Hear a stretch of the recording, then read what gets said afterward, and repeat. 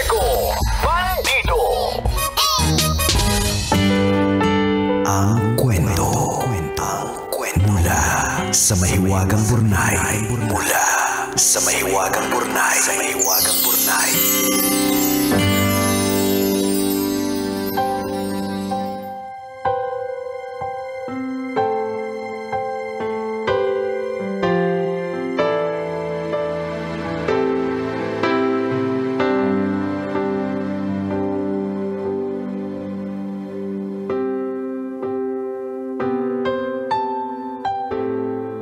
Kumikinang na tambalang Nicole Yala at Diego Bandido. Itago nyo na lang po ako sa pangalang V, 30 years old, at tubong Llanera, Nueva Ecija. Wala naman po akong problemang isasangguni sa inyo. Maayos naman po ang lagay ng buhay ko. Sumulat po ako para magbahagi ng saloobin. At sana po ay kapulutan ng aral ng mga tagapakinig ninyo. Lumaki po akong salat sa buhay. Mahirap lang po kami kaya masasabi kong literal na iginapang ako ng mga magulang ko para makapagtapos ng pag-aaral. Kaya naman po pinagbuti ko para hindi masayang ang sakripisyo ng mga magulang ko. Nagbunga naman po ang pagsisikap ko at nakatapos ako ng kolehiyo. Sa ngayon po ay may maayos na po akong trabaho. Kamakailan po ay ikinasal yung isang malapit na kaibigan ko nung high school. Isa po ako sa mga abay kaya umuwi po ako sa amin. At dahil nandun na din lang, pumunta po ako sa mini reunion ng class namin. Hindi ko po halos makilala yung mga kaklase ko nung reunion. Yung valedictorian po namin na saksakan ng yabang dati, nabuntis ng maaga at dahil hiwalay sa asawa, aburido sa pagpapalaki ng mga anak. Yung pong isang barkada ng mayayaman dati at mapoporma, losyang na. Tumaba na po sila at halatang napabayaan na ang sarili. Abala na lang po sila sa paglalaba, pagluluto at paggawa ng mga gawaing bahay. Habang tinitingnan ko po sila, hindi ko maiwasang maalala kung paano nila ako binuli nung high school. Ipinagmamalaki po nila yung mga bagong gamit nila na hindi ko kayang bilhin. Pinipintasan po nila yung mukha ko na punong-puno ng pimples, yung patpating kong katawan na kulang sa nutrisyon at yung baduy kong pananamit. Sa sobrang insecurity ko nga, hindi po ako umattend ng JS Prom. Hindi po nila ako halos makilala sa reunion. Ibang-iba na daw po ako. Ngumiti lang po ako. Mapagbiru yata talaga ang tadhana. Yung mga mapagmataas, ibinababa. Yung mapagkumbaba, itinataas. Kaya piliing maging laging mabuti sa kapwa. Salamat po sa pagbasa ng sulat ko. Ang inyong kumikinang na tagapakinig, V. V, we're happy for you. Correct, 'di ba? Nag-glow up ka, 'di ba? The glow up is in the grow up. Minsan talaga kung sino po yung kung kailan sila nag-grow up, saka lang sila nag-glow up. Naniniwala naman ako doon kasi pag nag-grow up ka na, medyo may pambili ka na, may pang-ayos ka na sa sarili mo, Tama. tsaka I guess nag-glow din yung mga taong mas pinipiling wag ma-stress. Yes, totoo. 'Di ba? May mga ganun. Tandaan po natin, ang dami pong sakit na kaakibat ay stress. O ang dahilan kung ba't sila nagkasakit ay dahil sa stress. Tama. O ang source ng sakit nila ay dahil sa stress. Correct. O Oo. 'di ba? And as you grow up, you realize na kailangan mo lang medyo kalmahan, 'di ba? Para umiwas sa stress. At pag ganun, hindi ka masyadong mukhang aburrido. Ayan. Parang ganyan. Parang ang story ni V is the story of the ugly duckling. Yes, di 'di ba? O di ikaw na nag-level up, o 'di ba? Swan ka pala. Hindi ka pala bibe. 'Di ba? Ganun talaga. And dahil diyan, isa po talaga itong pagpapaalala na wag po tayong magiging masama sa kapwa natin kasi bilog po ang mundo. ang buhay po ay parang wheel, 'di ba? Oo. Para pong gulong. Minsan nasa baba ka, minsan nasa taas ka. Ayan, kaya wag tayong mang-judge sa mga taong nakakasalamuhan natin kasi hindi natin alam eventually. Baging boss mo 'yan. Oo. 'Di ba? Nangyayari talaga 'yon. Ayan, Kung sino yung sa inapi-api finals mo. kayo din magmi-meet. Correct. Kayo din ang magkikita sa finish line. Oo. Gusto mo bang nag-a-attend ng mga reunion? Well, ako gusto ko kasi syempre para to catch up yung mga ano, pero hindi rin maiiwasan kasi yung yung andyan pa rin yung mga Bulong-bulong. Oo, bulong-bulong. Totoo yan. Ano nangyari sa kanya? Bakit siya ganun? O, Oo. ikaw nga mismo, V eh. Kita-kita Ang dami sa mong itsura ni Nicole. Kita-kita sa itsura niya. Kasi ganon si V eh. Parang Oo. dati, di ba, nandun siya sa mga Oo. mayayamang grupo. Ba't ngayon losyang na? Di ba, Oo, basher yeah. din to si V.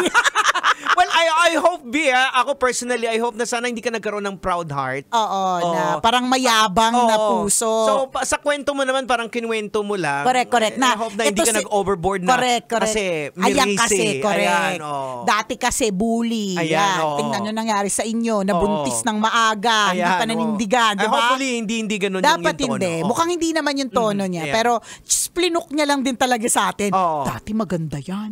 Kaya lang nabuntis na maaga. Oo. Di ba? Kaya gets ko yung mga iba na who don't attend reunions Oo. or don't attend gatherings. Yes. Kasi gets natin na may mga taong nagkaka-anxiety pag nagko-compare ng mga buhay. Oo. Hindi kasi siya maiiwasan eh. Lalong-lalo na kung nag-change talaga. Oo. Talagang nagkaroon talaga ng bongacious na pagkakaiba. Meron kasi mga iba na maintain lang nila. So kung yayamanin sila dati, maintain nila Oo. yon. May mga iba na kung maganda sila dati, maintain nila, 'di ba? Ang mas ka-chismis talaga yung mga dating tsaka. Ayun. Anong pinagawa? Ba't nag-glow up? Nag-glow up. Anong pinagawa? Sinong doktor niya, 'di ba? kaklase Yung ba ganun. natin yan? Totoo. Hindi ko siya matandaan, 'di ba? Tapos pag-uusapan pa ninyo na, "Ay, pero wag ka, pang malakasan na daw yan ngayon." O 'di ba?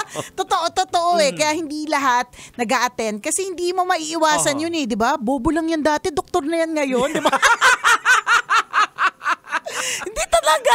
Totoo, maraming ganyan na hindi mo ini-expect. Correct ka na Mga mangyayari. dark horse ika nga. Yes. Ayan. So, isa lang din itong paalala sa ating lahat. Kung halimbawa, tayo po ay nag-aaral, kung ikaw ay estudyante ngayon, o kaya kakagraduate mo lang, tapos parang feeling mo hindi ka talaga nag-shine, o parang palagay mo, hindi mo na-enjoy ang iyong school life kasi katulad nito ni V, nagkaroon ng bullying, 'di ba?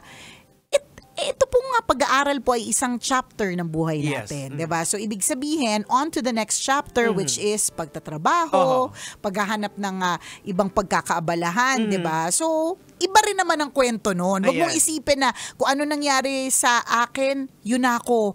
Parang kung binubuli ako ngayon, bubulihin ako forever. Wala Ayan, namang ganon. Tsaka huwag nating i-hold yun against dun sa mga kaklase natin. Kasi Totoo. tandaan nyo, during nung binubuli ka, mga bata Correct. kayo.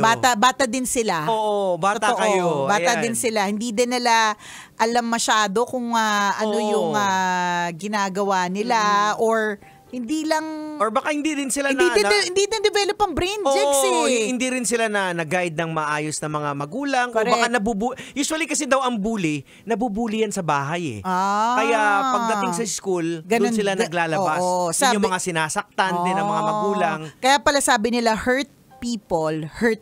Yes, Yan. oo. Yung mga taong hurt, Mhm. nananakit din sila ng iba. Oo. Kaya nga 'di ba nauso yung linyang hindi kasi siya sinama sa outing, Ayan. 'di ba? Hindi kasi siya kasama sa field trip. Oo. Hindi kasi siya mahal ng mama niya, 'di ba?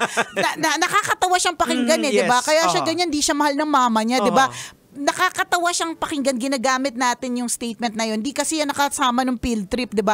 Pero kasi yung dagok sa puso Oo. kasi nun ay wagas. It's a chain reaction eh. Parang di ba may illustration na dati na yung bata pinagalitan ng nanay, nakita niya yung aso, tinadyakan niya yung aso. Yung aso naman nakita yung pusa, inabol yung pusa. Yung pusa. So it's a chain reaction sa mga ano. Pero Correct. again, sana hindi mo i-hold yun against sa kanila. Instead na kung anong may tutulong mo, Tama. maawa ka pa sa kanila. Or, wala, hindi mo na lang isipin yun. Total naman, lagi nating sinasabi ito, Jegs, what is important is the now. Yes. So kung yung mga nakaraan, tapos na yun tapos na yun. Hindi na rin naman natin maibabalik. Nabully ka na. Or hindi na natin maibabalik. Bully sila dati. 'Di ba? Ang importante is ngayon, minsan kasi, katulad niya, 'di ba sabi mo, mga mayayaman dati, tapos naging losyang, ganyan, and all.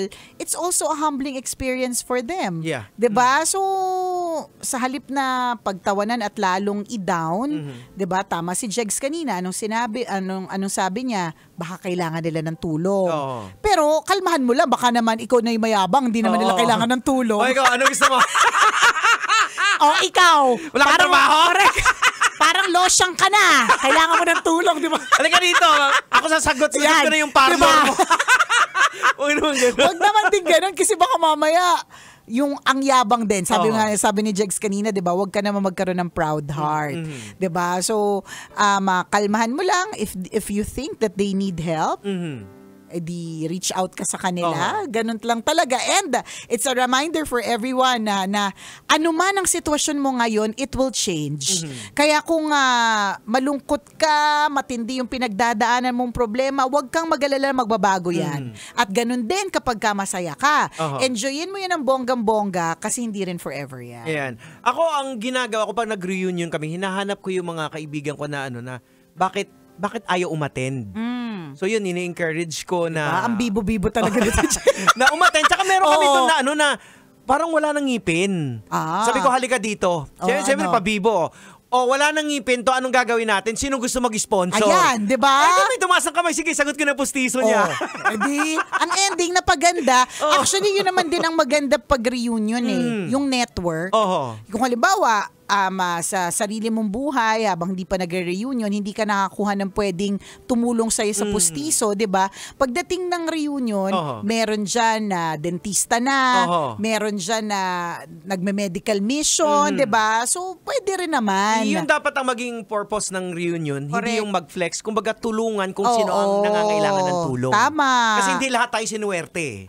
Totoo talaga yan. Hindi talaga lahat. Kaya, yun lang din na, again, paalala, kung medyo parang feeling mo, hindi ka suwerte ngayong school life mo, hindi naman forever yan. Iba pang chapter ng buhay mo yan. Diba? So, ganun talaga. Let's help each other. Yes. Kasi, ang iksi lang po ng buhay na meron po tayo. Hindi po natin alam na baka mamaya, sa pagtulong po natin, tayo po yung answered prayer ng ibang tao. Totoo yan. Diba? Baka dasal sila ng dasal na sana may tumulong sa kanila. Tapos ikaw yung pinadala. O, di ba? Anghel ka, friend.